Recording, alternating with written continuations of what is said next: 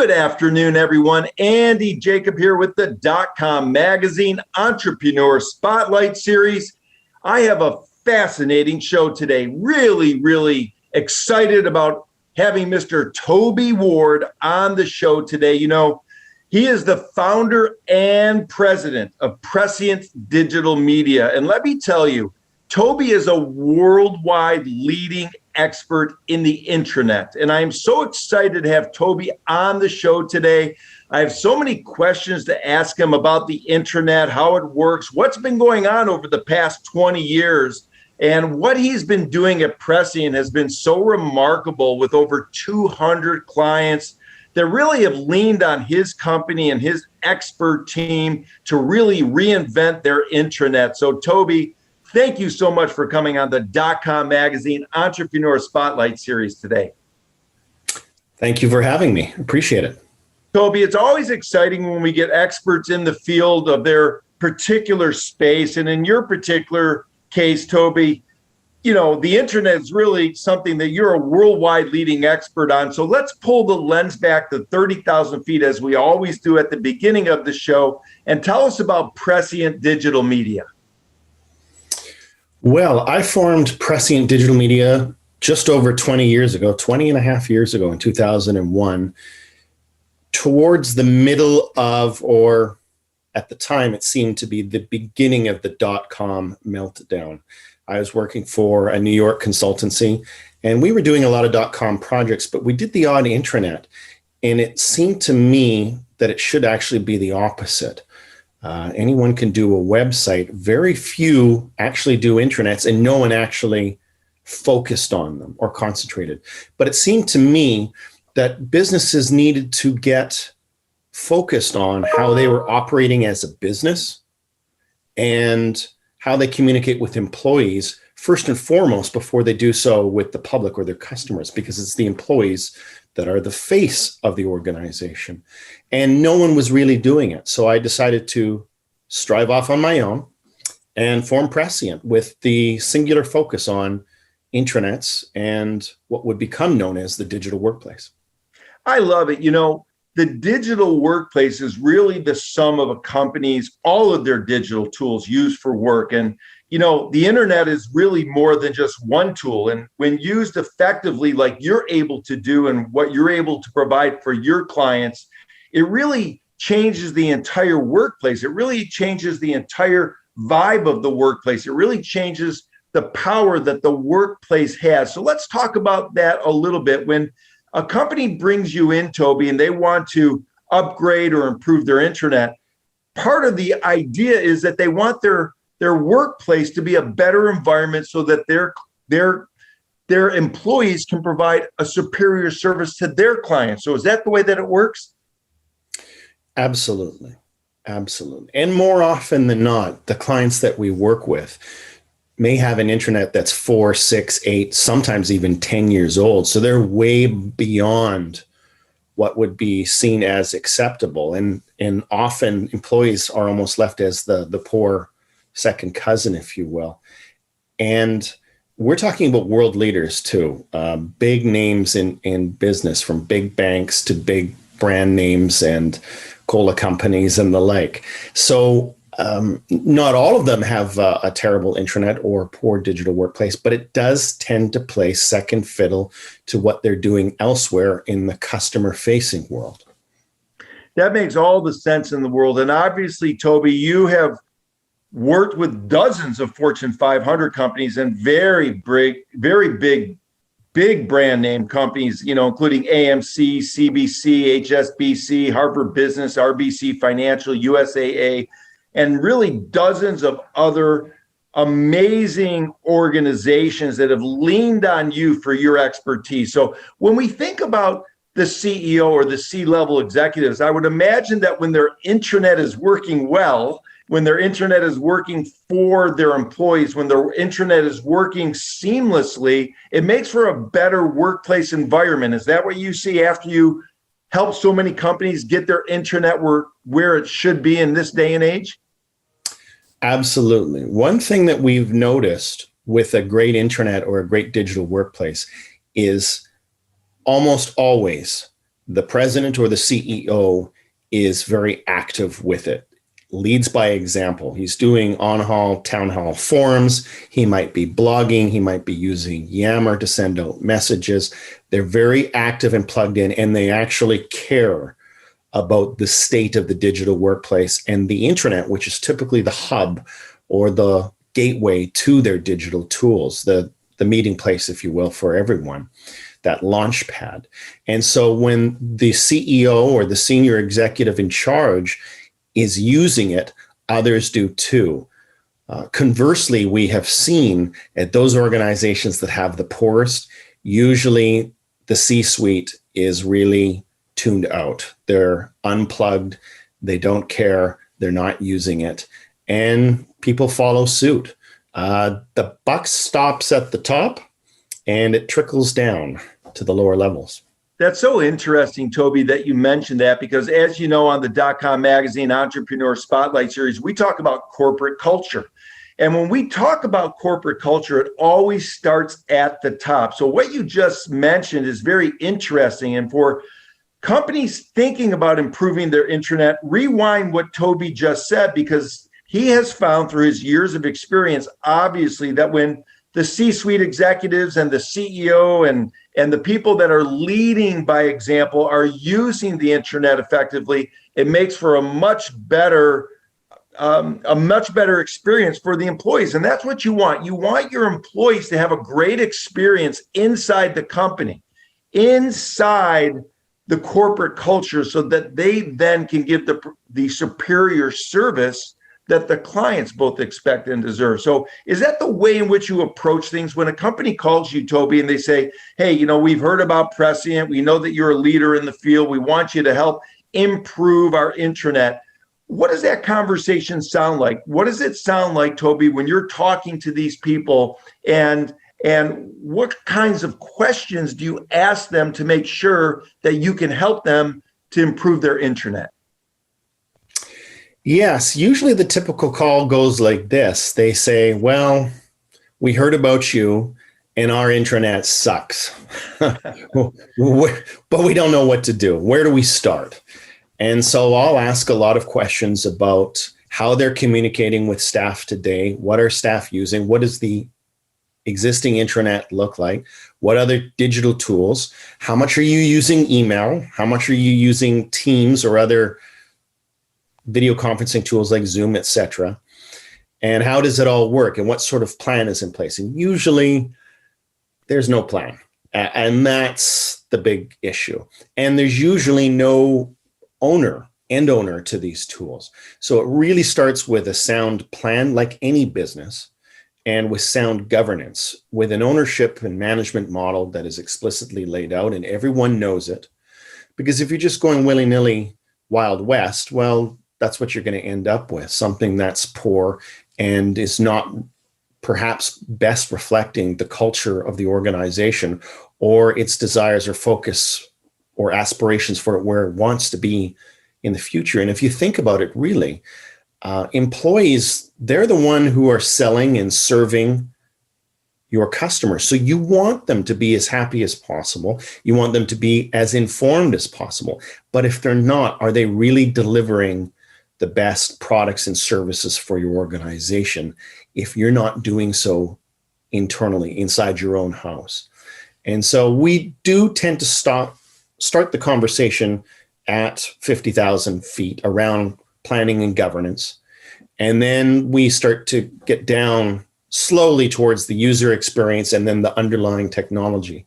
Because actually what we like to say is that the intranet is one part people, one part process, one part technology. But actually, people and process probably are worth 3 to 4 times what the technology. Anyone can get the technology. Anyone can buy Microsoft SharePoint or Adobe or something else. It's how you work it and how you dovetail it with the organizational strategy and the other digital tools and communication systems that you're using on a day-to-day basis, or perhaps not using at all, and you now need to. Toby, that makes all the sense in the world. And I love what you do. You reverse engineer it. So you know that at the end of the day, a company has to serve their customers. And the people inside the company are responsible to make sure that the company's customers have that great experience. And if you can't get the people inside the company thrilled and working on all cylinders and clicking on all cylinders and communicating effectively and happy inside the organization, the question would have to be, well, how can they help the clients that they're serving? So it's really, really awesome. Now, when somebody calls you, Toby, or they reach out to you or a member of your team, I would imagine that they either want an evaluation, maybe they've already have it in their mind that they need a refresh, or maybe they're saying to themselves, Toby, we need to completely rebuild this thing from scratch. So how do you approach that? Which one of those three ways do you most often see companies reaching out to your company to assist? Yes. So we assess, plan, design, build, and even help manage intranets. So assessment comes first. And some 20 years ago, I developed the first ever project methodology for intranets. And we represent it as an iterative wheel, because really once you're done with a new intranet, your work is only just beginning, and you go through the cycle again: assessment, plan, design, technology, etc. And so the initial conversation when we talk about our initial engagement and how we work with our clients is we talk about assessment. So the first thing we want to do is we want to talk to you. We want to hear what you, as the owners or managers of the intranet and your digital tools in communications, in HR and IT, operations, sometimes sales and marketing, how you're using it, what you're using it for, how you're using email, how you're using Teams or other digital tools. And then we want to talk to frontline employees. We'll do focus groups, surveys, usability testing, and we'll talk to senior management. So I want to talk to the president or the CEO one-on-one. I want their opinion. It's important that we understand what their goals are and how we can help achieve those goals. Are we looking at reducing operational costs, improving employee communications, employee engagement, delivering return on investment, improving the sales cycle or the sales delivery or the time to market? We need to know what's going on in the CEO's mind and his senior team, as well as the frontline team that is delivering. So we spend a lot of time talking to folks first and foremost, and some of these are through digital tools like a survey, for example. And then we get a really good understanding where they're at, where they want to be, and how we can get them there. And that's our expertise, how to get them there. But first and foremost, we're facilitators, we're journalists. I started off as a journalist and in broadcasting, and then moved into communications and technology. So I really want to understand what makes people tick and where they want to be in the future so that we can deliver accordingly. Toby, that's beautiful, because the way I'm hearing it, you really become a partner. You really become a trusted partner and advisor to the companies that hire you. And they really lean on you to not only obviously get the intranet right, but to make sure that what's going on in the company is clicking on all cylinders. And, when I was doing my research on you, there were so many things that come up. I'd be remiss not to mention that you were the first to write and consult on intranet governance back in 2001. So that was many years ago. You developed the first ever intranet specific project methodology back in 2001. You founded the Internet blog, of course, and founded the Digital Workplace and Intranet Global Forum conferences. You were actually the first to formally study and define the social intranet in 2010. It goes on and on and on. You've won so many awards. When you write, because I know you love to write and I know you love to educate, what's going on through your mind as you're writing? Is it you're writing technical aspects of the intranet, or are you always thinking about how your writing will positively impact a company, which is what your company really has become known for?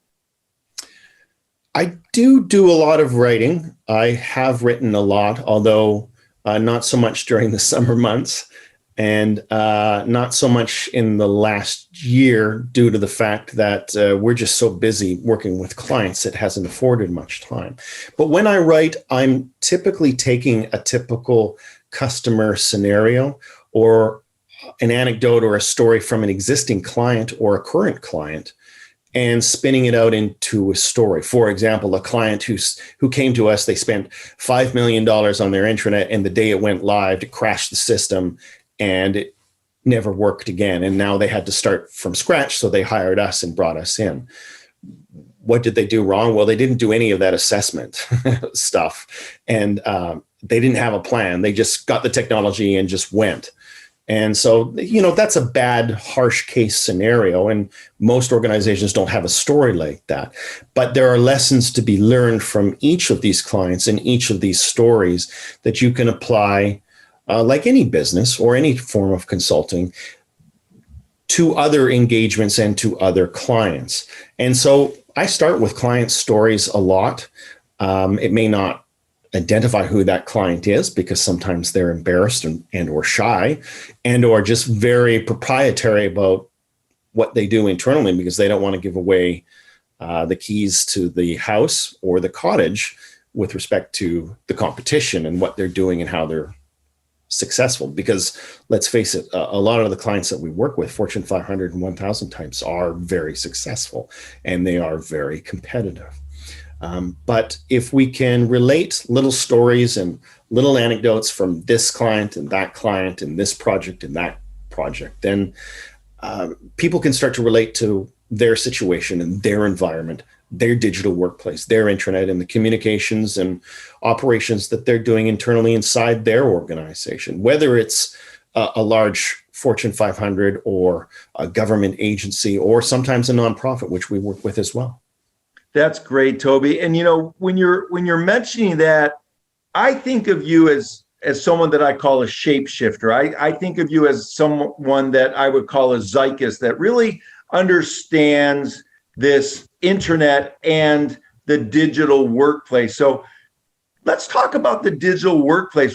What's going to happen with the digital workplace? What do you think the future of the digital workplace is, and how has the pandemic perhaps changed that along the way? Maybe you have some thoughts with regard to that. Absolutely. The future for the digital workplace looks quite bright.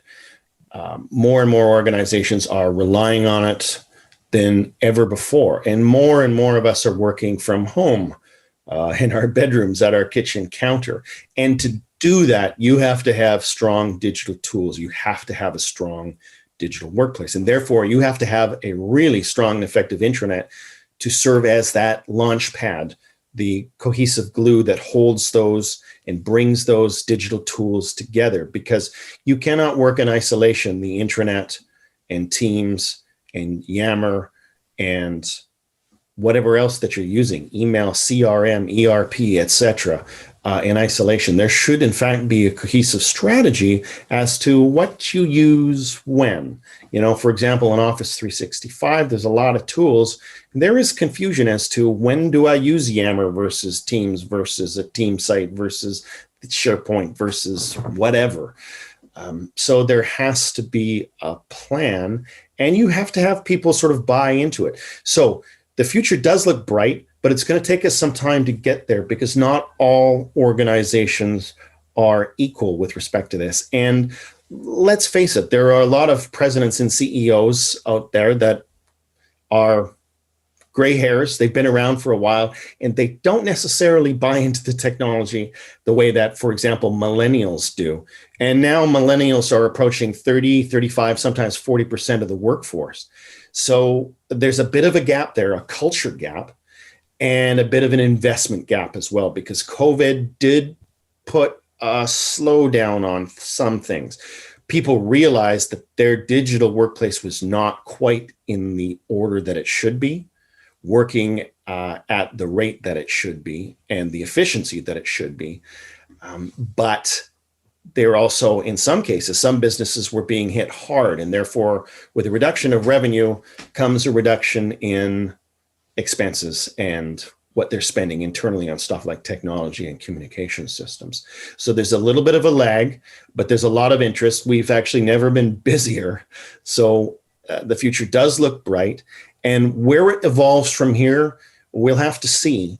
But increasingly, there's more reliance on artificial intelligence and inference engines to detect and help understand what you want before you need it necessarily, and to deliver content and tools based upon your profile and your role within the organization or your past work or experience using these digital tools based on keywords and different algorithms, et cetera, et cetera. So I think it looks very bright. I think it looks promising, but it's going to take some organizations a few years to get caught up to even where some organizations were prior to COVID. And that's where guys like me come in. We help out. We help facilitate that and develop the plans to do so. That's so fantastic. And the future looks bright. And, it's going to be a much more powerful future than probably any of us can even imagine. And that's wonderful. And I'm so happy to hear that because, we think about the future and we think about some of the stories sometimes that you hear about the internet, about the intranet, about data and about, social sharing, et cetera. And I love talking to experts like you that look at it as a very bright future and turning things into a very powerful, positive light. So that's really, really awesome. And segueing into the entrepreneurial story, because Toby, you've got a great entrepreneurial story. And as you know, we have a lot of younger entrepreneurs that watch the show as well. And I'd like to get some feedback from you talking to the younger entrepreneurs, because some of the younger entrepreneurs may be watching you, Toby, and they're saying to themselves, wow, here's a gentleman. He's built a strong company. He's one of the leading experts in the world in his field. He helps Fortune, 100 and 1,000 companies. Has this guy ever had a pothole in the road? Because I'm a young startup guy and I'm seeing potholes left and right, and I might not know how to get around the potholes. So maybe, Toby, you could share some insight from your experience to the younger entrepreneurs who perhaps are hitting a pothole in the road and they don't know how to get through that pothole. Absolutely. Yes. Being an entrepreneur is difficult. It's trying. You have to be smart, hardworking, and precise in your execution. You really need all three. Luck plays very little role in it because luck is also a two-way street. So have we hit potholes? Absolutely. The financial crisis, the Great Recession of 2008, 2009, 80% of our business disappeared overnight. So, we were forced to restructure and refocus and expand our services and do all sorts of things. And then something similar happened again in sort of 2014, 2015, just as we were coming out of it. Not quite as harsh and not quite as taxing, but you do hit not only potholes, but you hit catastrophes sometimes along the way. And patience, perseverance, and intelligence and hard work are all key components to overcoming it. I think what probably is more important than anything is inner self-confidence that you're on the right path and the right plan to support it. So if you're going to start a business or launch a business, obviously you need to be excited about it, want to do it, be really passionate about it, but you can't just rely on merely your head and those inner emotions. You do need a strong business plan. And with a strong business plan, you need to know your business inside and out, but you need to know the business environment in which you're working inside and out. What are your competitors doing? What are your potential competitors doing? And what are they potentially doing in the future so that you can potentially be one step ahead of them? And also, I think it's really important to not just be an also ran. I see so many blocks around town. I live in Vancouver, British Columbia, that have multiple coffee shops, multiple sushi shops, multiple nail bars, and I see no differentiator between any of them. So there's a great book that I read actually prior to starting Prescient that actually helped ignite the entrepreneurial fire before I started my own first company. And it's called The 22 Immutable Laws of Marketing. And one of the mutable laws of marketing was be first. Be first in your category. And the next law was, if you can't be first in your category, make a category up. Become a niche player. So, there's Pepsi and there's Coke. They both deliver cola.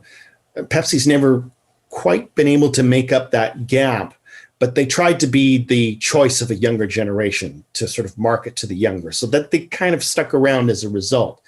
But for us in the digital workplace and doing digital consulting, it was not just about doing websites and web projects. It's about intranets. And so our core differentiator was doing something that no one else was doing, and therefore we were automatically number one, intranet consultants. And you can apply that to communications, which tend to be the bulk of our clients, and IT and HR as well. Or you may decide to go focus on one vertical, like energy and mines, or financial services, or healthcare. We do all of the above, but because we carved out a niche for ourselves with intranets in the digital workplace, we sort of invented a category for ourselves. Now others are doing it, of course, but we were that first person, first organization to do so. So we had that competitive first player advantage. Toby, that's great advice. That's a great book. The authors, I believe, were Rice and Trout, if I'm not mistaken, and they had a number of books that were absolutely phenomenal. And congratulations on learning so much from not only a book, but how to differentiate. It's really, really interesting. And for the younger entrepreneurs watching the show, take Toby's advice and go back and read that book. It's really, really remarkable. Now, Toby, I know we only cut out a certain amount of time. You're busier than ever right now, which is great. But I have one last question for you, because I know that you're very, very active in charities. You're very, very active in youth and ecology-focused charities, including Take a Hike Foundation. And one thing I know about you is that you also love to coach youth soccer. So as a youth soccer coach. So my last question, I'd like to tie together your coaching experience with your business experience. When you're teaching young people how to play soccer or how to play a game, and you're teaching business leaders how to sort of fix their intranet, if you will, are there things that you use in both cases that kind of are foolproof ways in which you can get people to empower themselves to do the right thing to get to where they're going, whether it's a youth soccer player or a CEO? Absolutely. Absolutely. It's a great question. And there absolutely are. Although consciously, I haven't really thought about it too much. But the first and most important thing is patience. Whether you're coaching 14, 15, 16-year-old girls or dealing with high-powered CEOs and executives, it requires a lot of patience because they don't know as much as you, whether it's soccer or the internet or communications or digital workplace. So you need to let them digest and understand, and you need to explain it fairly simply, sometimes as you do a child. You don't necessarily have to get the hand puppets, but sometimes you do. And the biggest part of patience is listening. It's just like being a journalist or being an interviewer. You may have set questions, you may have set objectives or goals that you want to achieve, but really you need to really listen to what they're saying so that you know that they understand and that you understand their problems, challenges, fears, so that you can deliver accordingly. And sometimes, it's hectic as an entrepreneur. You've got to do so much, and it can be really stressful. So it's real easy to be impatient and frustrated with a client, just as you would a teenage girl playing soccer who's more interested in their phone or looking at birds in the trees, for example. But that's their reality, and everyone's a little bit different.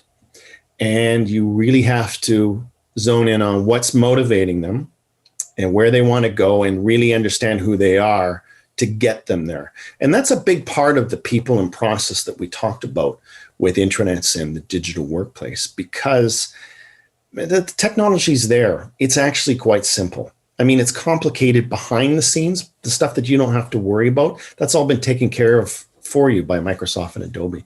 But the people and process, and everyone's organization is a little bit different, just like every sports team is different, because they're made up of different personalities and individuals, often of different ages and ethnicity and race and religion and feelings and expectations about the workplace versus family and work-life balance.